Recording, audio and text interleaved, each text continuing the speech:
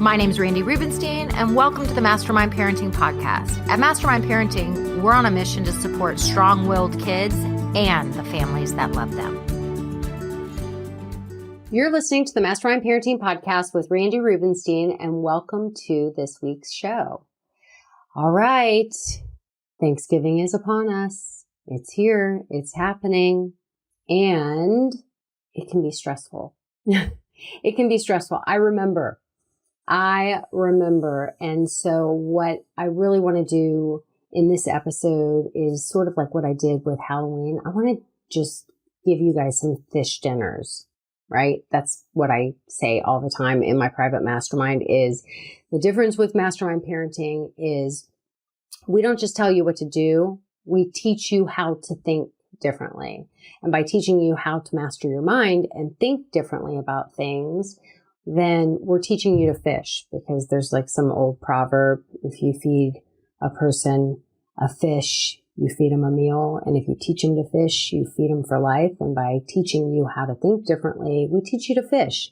And sometimes we just want the fish dinners. It's really helpful. And so I have been sort of making a concerted effort to serve up more fish dinners. And this week's episode will be all about those fish dinners for your holiday sort of survival plan. Okay, so Thanksgiving's here. It's coming. I'm sure you're getting together with extended family. And what usually happens, especially if you have a strong-willed child, not really any child, especially, but the strong-willed ones are just like more obvious, which is kids don't like sitting around a table and eating. Like, that's not their favorite thing. It's just like little kids going to restaurants. And I know you might be the rare person that's like, my kids love restaurants. And I kind of call bullshit on that. Maybe, but are you also letting them sit on their device and have unlimited screen time so you can have a meal? Because maybe that's why they love restaurants. And no judgment on that. No judgment on that. If you love going out for a meal and to get some good quality time with your co-parent or other adults in your life, and you just love a restaurant and to keep the kids quiet, and so that you can do that, you're like, guess what? Unlimited device time, so mama can enjoy her meal. Then more power to you. And with that being said, little kids, for adults, having a meal quite often is what we do to socialize. Like, I remember being in that stage where we had little kids and we would hire a babysitter and we'd go out with another couple and we'd go out Saturday night and have have dinner out. And that was kind of like the activity. And so for many of us, or remember back in your single days where maybe you were a bruncher, whenever we go out like on a Sunday for something special and I like see the brunching crew, and I'm like, that's just like your whole day. Like, you go out, you eat, you drink, and then you go home and take a nap. And that might sound heavenly and lovely and like a thing from the past that is not in your life anymore. But I understand that for many people, eating a meal is the way you socialize, and it's the activity that you love to do, right? And can you tell it's not really the activity I love to do, but that's a different topic. And I understand and it might even be something that you haven't even thought about. That's just what people do. Like, oh, we need to get together. Well, look at your calendar, and it might just be like, well, what Saturday night are you free? And it's just, okay, I'll make a reservation. It's almost like social protocol. And if we're looking at our kids' perspectives, they don't like doing that. It doesn't mean that we let them off the hook. We still may drag them along sometimes. And when it comes to a holiday, it's one of those times that we're going to drag them along.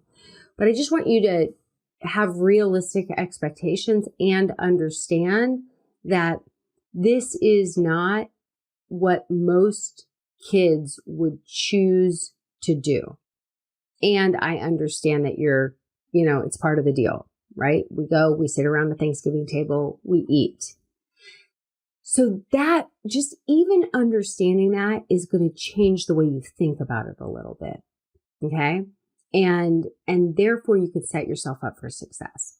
So you're going, let's say, to your in-laws or your husband's aunt's house, and there's going to be all of these relatives, and they want to comment on your kids, and they're judging, whether even if they're judging in a positive, oh, she's so cute, she's so well behaved, she's so this, she's so that, like, look at you with your little show pony. And you might, kind of beam with pride. I mean, I loved when people were adoring my children or telling me how cute they are. We get that. It feels good. It's nice. And we also want to be onto ourselves that we're not too attached to what they think. Because if we're too attached to the compliments, we'll also be super attached to when our kids aren't so well behaved. Okay. And that's going to cause us to kind of get panicky. And what do we know when we get panicky or anyone gets panicky, right? Like if your kid is acting out and all of a sudden not so well behaved, calm people solve problems. And when you start to get panicky, you're not in your thinking brain anymore. You're now in your limbic system, in your emotional brain, and you're going to get real emotional. Before you know it, you're like grabbing onto them. You're like, what is the matter with you? What is going on? I don't understand. That is not okay.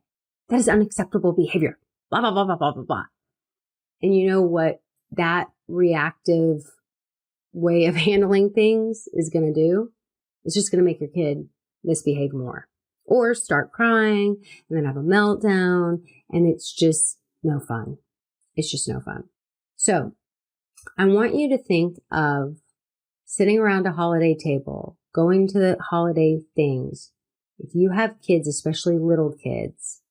Oh, and let me just say this one thing. If you're like, well, they have to learn these things. They have to learn how to behave. Like, settle down.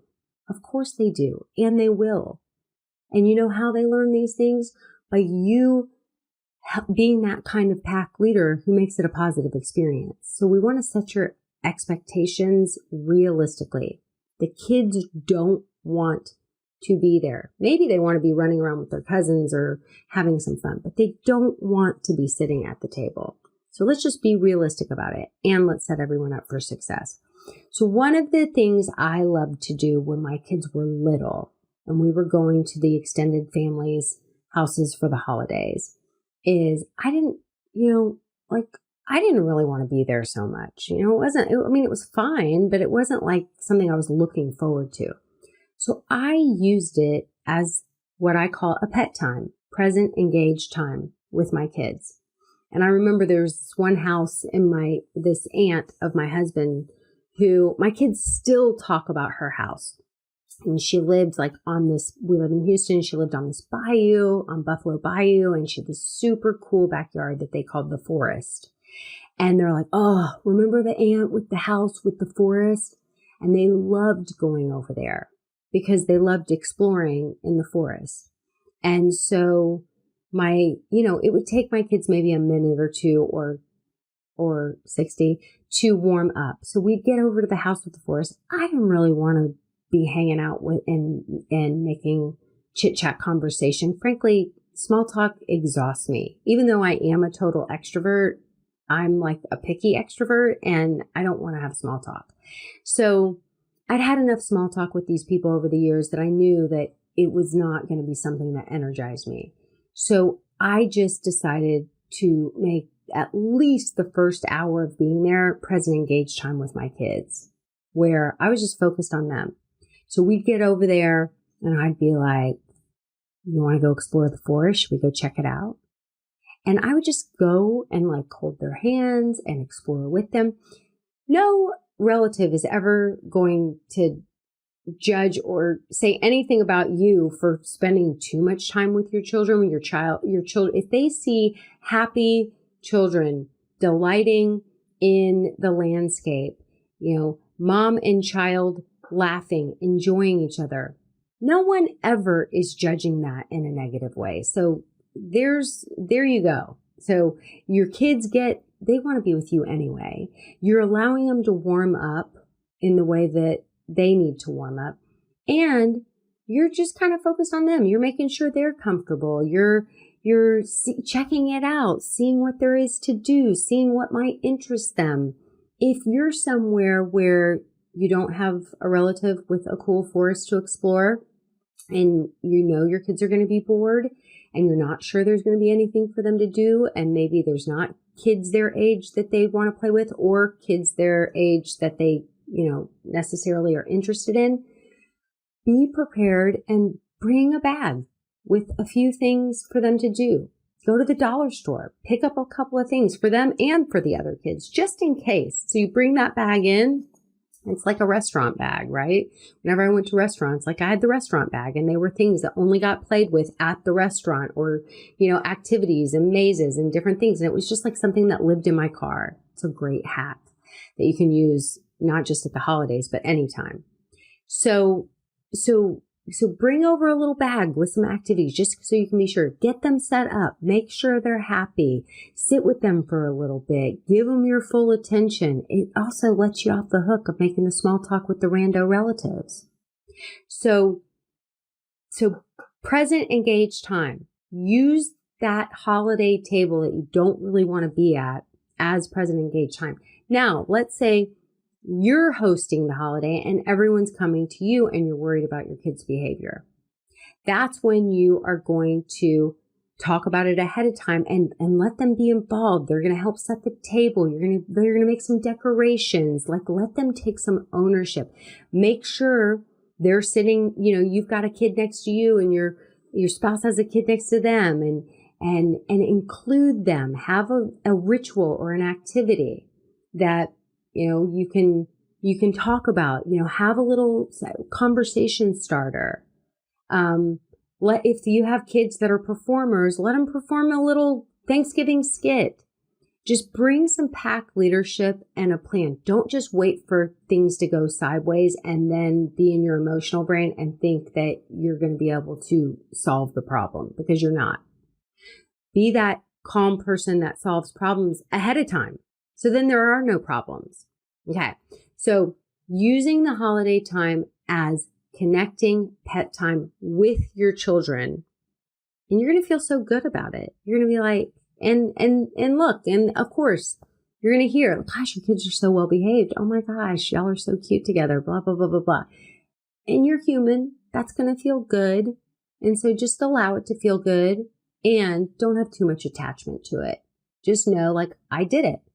I created a positive memory for my kids by being the kind of pack leader that prioritized pet time during the holidays with the kids. And that's how you raise kids that look forward to the holidays, look forward to that ritual, right? So let's make this year different. The other tool that I want to teach you is a tool that, I want to pull this up. A tool that I just had my team member pull up this challenge that we did last holiday season. And it's called the But Of Course They Did tool. And we had the most fun challenge that we did over the holidays last year in my mastermind, where we had a challenge and we voted on the best story, the best But Of Course They Did story. So let me teach you guys this tool, because it's a way to gamify annoying or judgy relatives. Okay. So here's the thing. You're not going to change anyone. People are who they are, right? You're not going to, they show up. So like, mom's going to mom, and sister's going to sister, and aunt's going to aunt, and dad's going to dad, and all the things, right? And who they've always been is who they're going to be. And they're going to say that annoying thing, or they're going to do that annoying thing, but you're prepared for it this time. You're not just waiting like on high alert for when they do that annoying thing, and then you're like gritting your teeth. You're almost looking forward to the annoying thing, because you're going to gamify it, and then you're going to have good content to talk about with your sister or your spouse. Like, this can be really fun to do with a sibling. But you can also do it with your spouse, and it's super bonding and connecting, where we're going to use what Brene Brown calls common enemy intimacy to our advantage, but not in a nasty, negative way. We're just going to sort of accept people for who they are and have some fun with it. So But Of Course They Did is just like ridiculousness. that happens. But of course, mom said that thing. But of course, dad burped at the table or whatever disgusting thing, and you're just sort of preparing for it and you're almost having to conceal your laughter. When we can bring a little levity to these situations where it doesn't have to be so freaking serious and we can have a little fun with it, there actually is some science in terms of like balancing your own nervous system by just adding some humor, right? By just adding some humor. And instead of dreading that comment, you're almost sort of looking forward to that comment because you're like, in your mind, you're saying, I've got some content. So I want to read some of the stories that my masterminders shared. Okay, so here was a mom. She said, I used the but of course she did tool the other night when I was very triggered by my mom's behavior after a belated Hanukkah party. She says, but of course she came 45 minutes late and then complained that we had to leave to care for our dog before she had her fill of us, on her terms, of course. Oh, and of course she did this after she had already left town for 10 days, prioritizing my sister in another city and hawking me for late Hanukkah plans after Hanukkah was already over. And now we have to celebrate Hanukkah as if 8 days wasn't enough. Now we have to celebrate it again with her. And of course she was demanding of her prized, she was like, make sure you get the everything bagels that I love. Of course she did. She wanted that prized everything bagel at the Hanukkah party. And of course she didn't lift a finger to host. She says, this is just a primo example of momming because of course she does everything the way she does anything.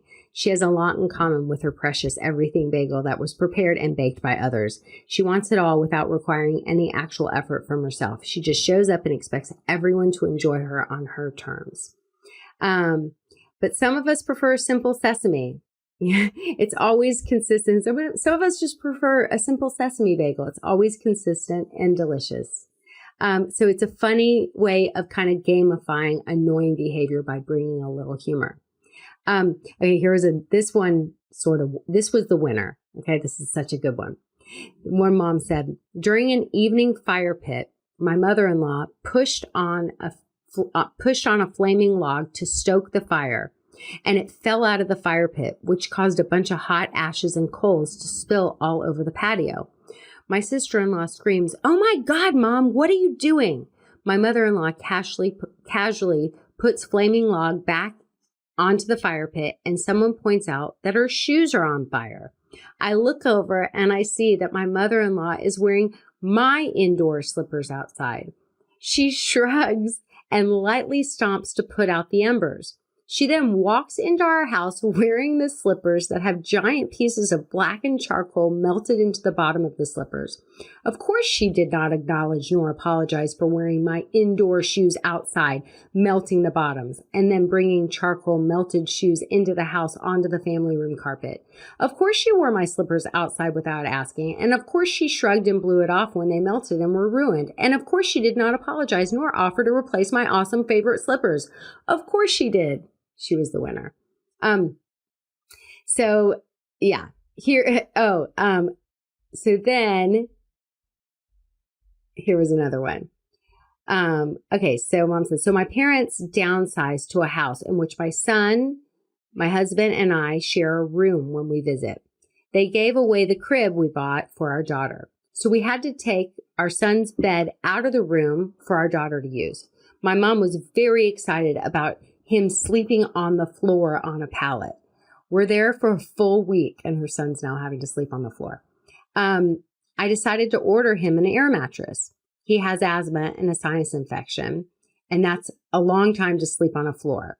So I bring on of course she is texting me pictures of how hard she worked on making the pallet on the floor and using all caps to describe how great it is and sad face emojis. I said, that looks great. Use that same loving energy to jazz up that boring air mattress. See you tomorrow. Okay, so here's another one. Funny, not so funny. But of course, my mother-in-law took up permanent residence at my kitchen sink when staying with us and doesn't respond to, "Excuse me, but of course my mother-in-law told my 7-year-old she's a bad, bad girl," and shadow boxed her, and then ran to the little boy and told him he's the best because of cultural gender preference. And our 7-year-old was seriously sad. This happened 3 times after my husband talked with her himself. And after the second time, we spoke with her strongly and we gave her a boundary. And after the third time, she firmly moved to a nearby hotel and demoted to only supervised visits. We demoted her to only supervised visits. So next time we won't wait for any strikes. So, she says, "Sorry to be a Debbie Downer, but it was the most memorable part." So of course, she had to get downsized to supervised visits and stay at a hotel. But of course they did tool. I want you guys to use it this holiday season. Find your best stories and gamify it a little bit. Have some fun and see if that adds a little levity to your holiday season. That combined with using the holiday family tables as your pet time with your kids, I think that is really, really going to improve the holiday memories that you make with the people you love the most this year. So I hope that helps. Okay. Thanks for listening today, guys. I hope you picked up some tips, tools, maybe some baby steps for creating more balance and boundaries in your life. And I just wanted to let you know, if you want to continue moving the needle forward in creating this for yourself, having a happier household, I want you to go to my website and check out mastermindparenting.com. We have 3 beginning programs, and if you need some accountability and more support, then please look for the one that would be a good fit for you. And as always, we're on all the social channels under Mastermind Parenting. On Instagram, it's mastermind_parenting. And, periodically I do pop up on different Instagram lives, Facebook lives, where I give you teaching and coaching, and I love engaging with you live to help you help your strong-willed kids so that they can feel better, because when they feel better, they do better. And I love, love, love getting to know you guys. So thanks for listening. If you like this podcast, please don't forget to subscribe, rate, and review. Super, super appreciative.